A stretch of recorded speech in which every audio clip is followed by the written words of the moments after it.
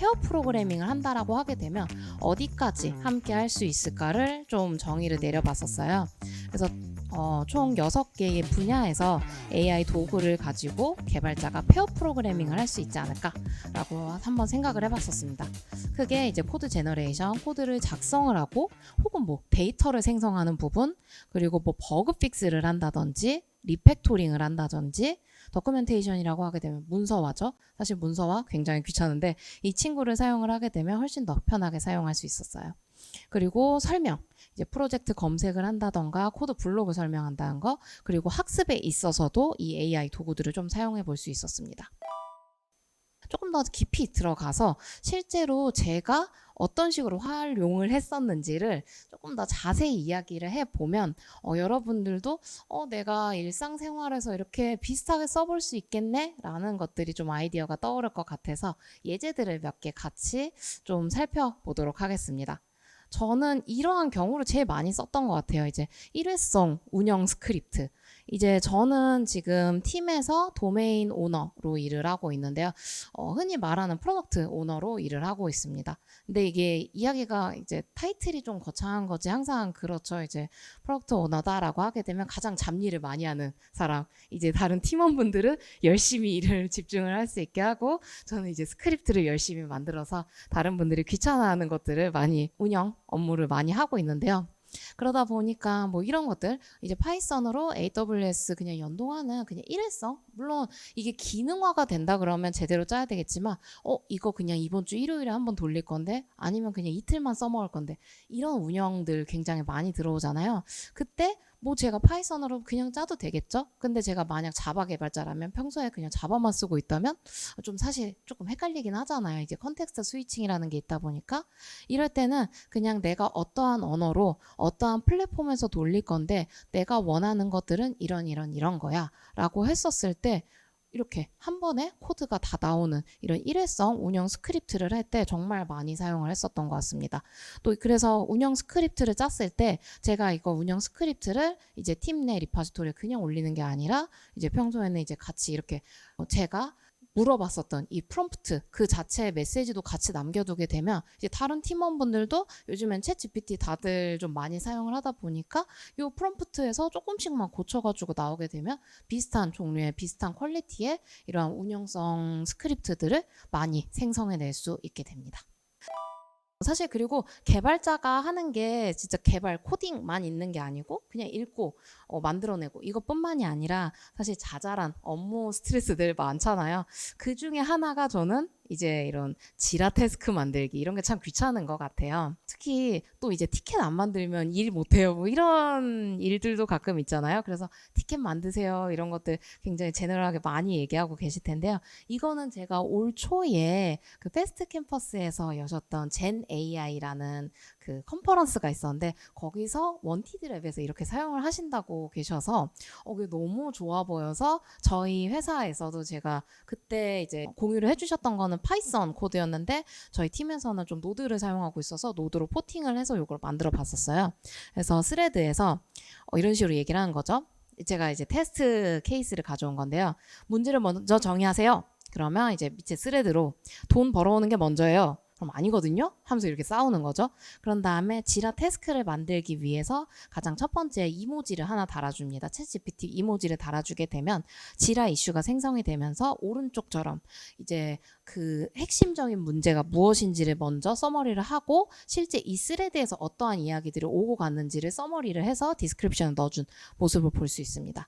보게 되면 되게 재밌다고 저는 생각했던 부분이 그냥 논쟁이었잖아요. 문제를 먼저 정의할 것인지 아니면 돈을 벌어오는 게 먼저인지 그랬는데 이걸 보면서 문제의 쟁점은 우선순위 재조정이 필요하다는 것이다 하면서 제가 언급하지 않았던 우선순위 재조정이라는 말을 사용을 하고 있는 거 볼 수 있어요.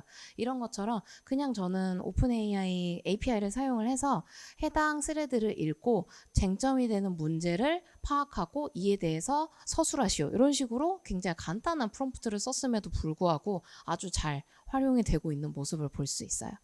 이렇게 함으로써 사실 우리의 시간도 많이 줄여주고 이거를 지라 티켓을 따지 말아달라 이런 것들은 어떻게 보면 굉장히 작지만 인지 스위칭 이제 그 컨텍스트 스위칭이 왔다 갔다 하는 게 살짝 스트레스일 수 있는데 이런 것들을 많이 줄여줌으로써 어떻게 보면 사람들과의 협업 자체도 조금 더 용이하게 해줄 수 있었던 방법이 아닌가 싶어서 여러분들에게 꼭 이렇게 소개를 시켜드리고 싶었습니다.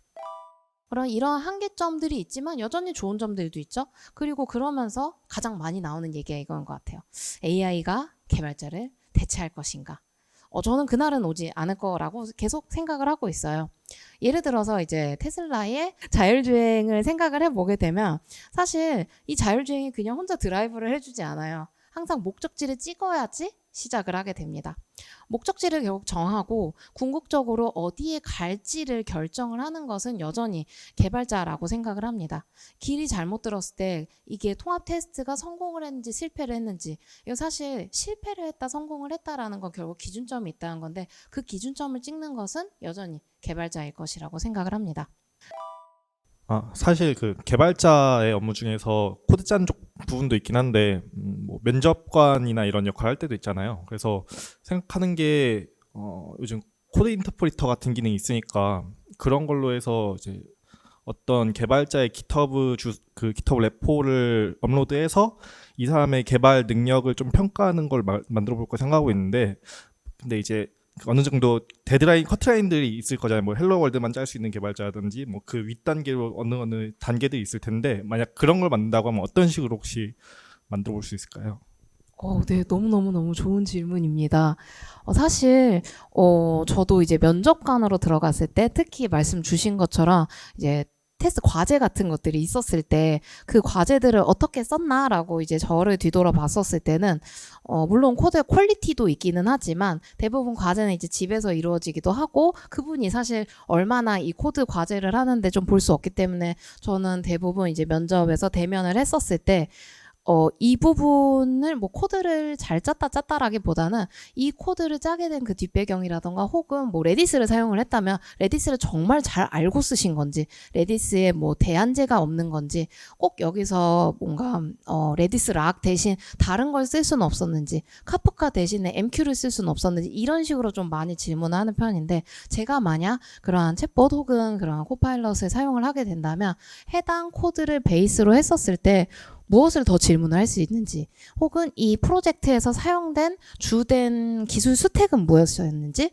그 기술 스택을 가지고 대안점들은 뭐가 있었을지 이런 것들로 좀 질문 리스트업을 좀 해볼 것 같습니다. 이제 GPT라는 모델 자체가 아무래도 확률적으로 말을 생성하다 보니 같은 프롬프트를 주더라도 다른 결과가 나올 때가 있잖아요. 그래서 우리가 그걸 해결하기 위해서 프롬프트 엔지니어링이라는 걸 통해서 출력을 일관적으로 이제 만들려고 노력을 함에도 불구하고 이게 정말 제가 원치 않는 답변들이 나올 때들이 있어요. 근데 그게 지금 제가 하고 있는 일에서 지금 상당히 치명적인 지금 순간으로 올 때가 있거든요. 그런 상황에서 이 프롬프트 엔지니어링 기법들이 되게 많잖아요. 그럼에도 불구하고 이게 일반적인 알고리즘하고 직접 알고리즘은 인풋을 넣으면 아웃풋이 나오는 게 확정적이지만 이제 생성형 AI라는 게 확률적으로 생성을 하다 보니 생기는 이런 문제들에 대해서 어떻게 딜링을 하고 계시는지 이 부분이 좀 궁금합니다.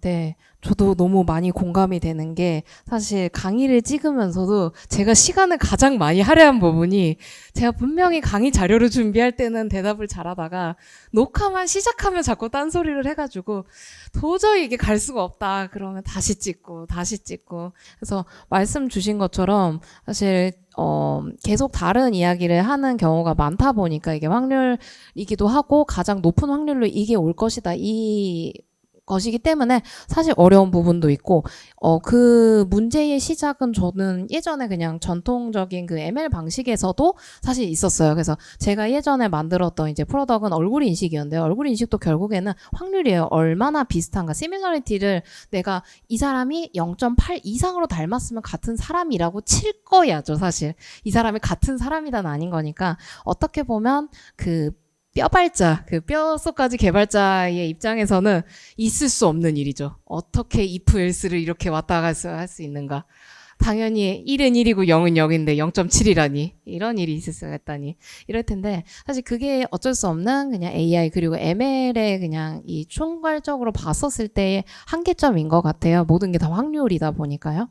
그래서 모든 것을 만족하는 것은 절대 없을 것 같아요. 그래서 저도 이제 예로 들었던 것 중에 하나가 세탁기 같은 것들일 것 같아요. 우리가 세탁물이 있었을 때 모든 걸 다 세탁기에 넣었을 때 다 깨끗하게 나오고 다 제대로 나올 거라고 생각을 하지 않잖아요. 뭐 캐시미어 같은 거 그냥 안 넣잖아요. 저희가 손으로 빨다던가 아니면 뭐 세탁소에 맡긴다던가 이런 식으로 재질이라던가 혹은 어떻게 내가 이 옷을 맡겨야 되는지 이런 방법들에 따라서 세탁기에 넣을 수도 있고 혹은 손세탁을 할 수도 있는 건 것 같아요. 그렇다고 해서 우리가 세탁기를 쓰지 않는다라는 얘기를 하지 않잖아요. 왜냐하면 우리 옷의 대부분 8, 90%는 그냥 세탁해도 되는 거니까요. 그래서 저희가 결국 문제 정의를 할 때 내가 이걸 정말 보수적으로 가져가야 돼 하게 된다면 사실 실제 저희가 원래 전통적으로 하던 if else를 쓰더라도 그쪽으로 가는 게 맞다라고 저는 생각을 해요. 다만 이거는 정말 브로드하게 90% 정도쯤은 약간 잘못 나와도 괜찮아 하는 부분에 그 문제